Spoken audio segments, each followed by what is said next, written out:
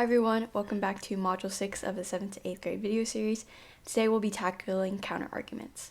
So a really well-written and well-crafted counterargument really can make your essay or speech much more persuasive because it shows the readers that you understand different perspectives, but you also know why your argument is stronger. So before we begin, make sure to follow along with our 7th to 8th grade video series worksheet, which is linked on our website, and there are follow-along notes for that as well as you watch this video, and practice prompts there too. So when you make an argument in an academic essay, you're writing for an audience that isn't always inclined to agree with you. In fact, it's because of that reason that you're making your argument in the first place, that your thesis has merit and it's not obvious or obviously correct to anyone who considers the question or topic that you're addressing. So that's why a counterargument, or showing the reader that you've done your research and have considered the other sides but still believe in your argument, is essential for supporting your thesis correctly and effectively. So a strong counterargument usually has 4 key parts. First is the introduction or topic sentence. So this is where you clearly state the opposing viewpoint, and you're basically saying, here's what someone who disagrees with me might argue. And for this part, you can use phrases like, some critics argue, it is true that, or opponents claim that. And for an example, we can say, supporters of deregulation often point to the economic benefits it can bring. The second part is the concession. So this is optional but recommended. And here you fairly present the strongest points of the opposing side, and you want to make sure that you show that you understand their perspective, which makes your argument more credible. So some helpful phrases for that part is that this view seems plausible at first, or while some of this claim is valid, ...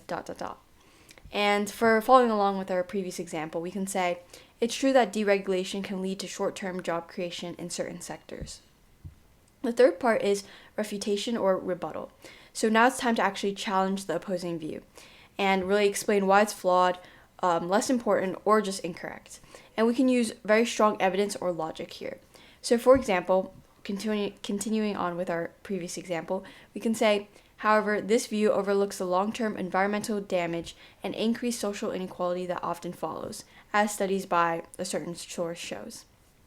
And the last part is reaffirming our thesis. So finally, we want to bring it back to our own argument and show why your thesis still stands as the best choice.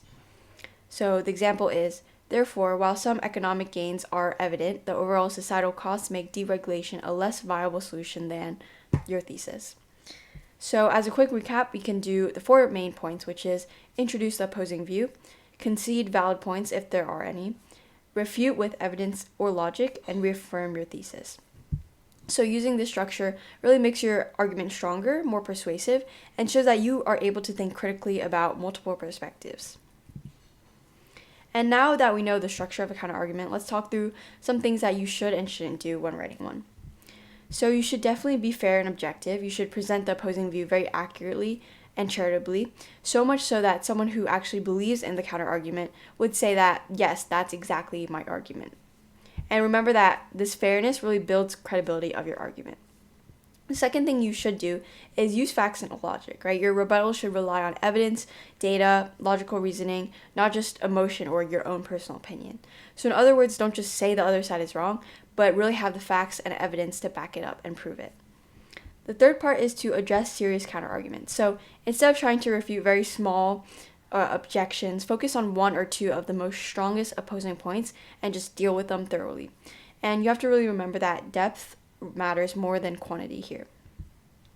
Fourth, you should show nuance. So acknowledge that parts of the counterargument are valid, but also explain why your position is still stronger in spite of those valid points. And really understand that this nuance can make your argument even more sophisticated.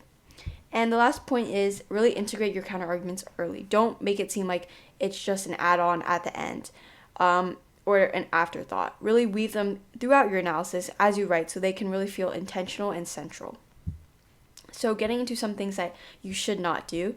The first thing is you shouldn't do ad hominem attacks. So what that means is that's a personal attack, responding to the person or attacking the person that's saying the idea.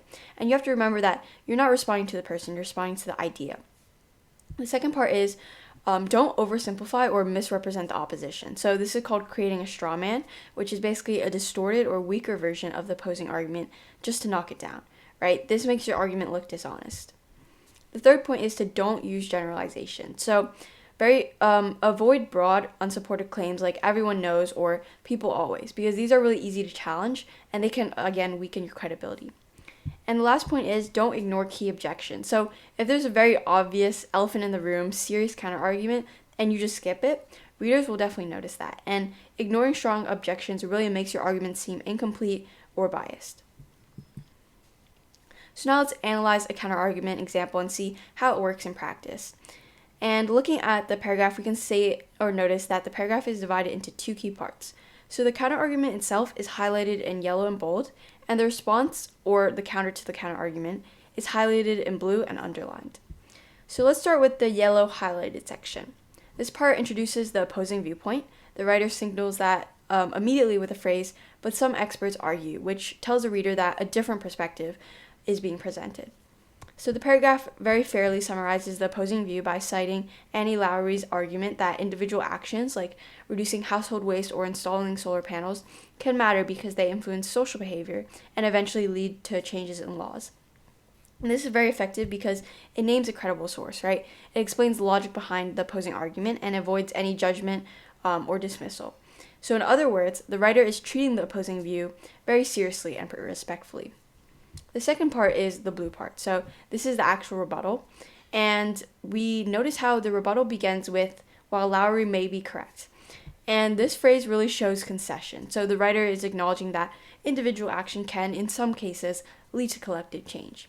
But then the writer shifts to critique, so arguing that an overemphasis on individual action can really distract from corporate responsibility and allow companies to maintain harmful practices while benefiting from positive public perception. So again, this rebuttal works well because it acknowledges the validity without fully agreeing, and also shifts the focus to larger systemic issues and explains why the counterargument is limited rather than just simply saying that it's wrong. So instead of actually weakening the writer's own argument, this counterargument really strengthens it by showing critical thinking and, again, nuance. As always, practice makes perfect. Writing counterarguments is difficult, but we have provided some practice prompts available on the worksheet on our website. And thank you guys so much for watching, and see you guys in the next video series.